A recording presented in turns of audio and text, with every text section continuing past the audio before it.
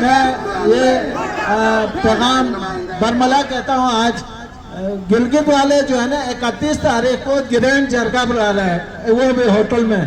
یار ہم -10 میں یہاں یادگار شہداء پہ ہیں, اور تم لوگ گرم ہوٹلوں میں اے سی لگا کے میٹنگیں کر کے تم لوگ اس طرح مسئلہ حل کرتے ہیں.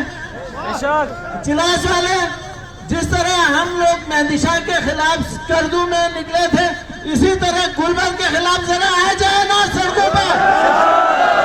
پرسوں واقع ہڈور کے لیے جس طرح چلاس کے لوگ نکلے تھے, اسی طرح گندم کے ایشو پر ایک دفعہ آپ روڈ پہ نکلے اور شاہراہ کو ذرا بلاک کرے نا.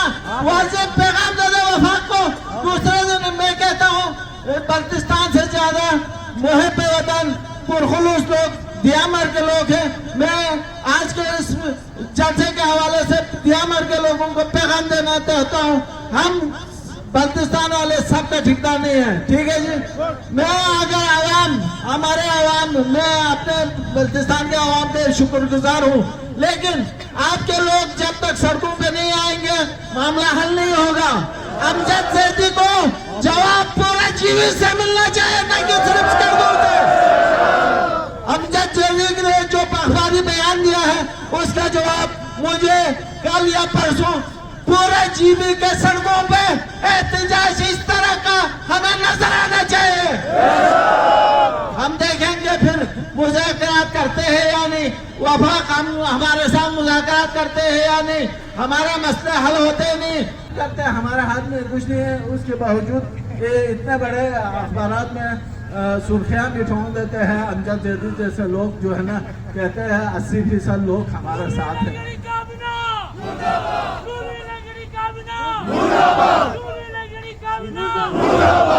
تو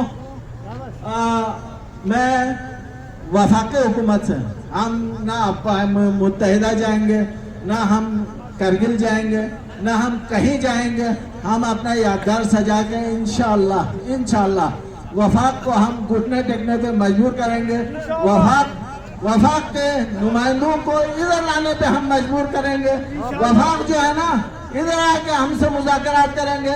اگر ہمارے ان کے تو حیثیت ہی نہیں ہے نا. میں نے کل بھی بتایا آزاد کشمیر میں صحت کارڈ ہمارے اور آزاد کشمیر دونوں کے ایک ہی دن 15 تاریخ کو, پچھلے یہ 15 دسمبر کو بند ہوئے ہیں. 17 تاریخ کو آزاد کشمیر کے صحت کارڈ بحال ہو گئے. ان کے نمائندے دیکھو, نمائندے ان کو کہتے ہیں, ٹھیک ہے جی. لیکن بحال کرو صحت کارڈ بحال کرو. بہت اونچا چلے اٹھو, ہاں دونوں ہاتھ بلند کر کے بحال کرو صحت کارڈ بحال کرو, بحال کرو صحت کارڈ بحال کرو, بحال کرو صحت کارڈ بحال کرو, بحال کرو صحت کارڈ بحال کرو, بحال کرو صحت کارڈ بحال کرو. دیکھو گو نمائندے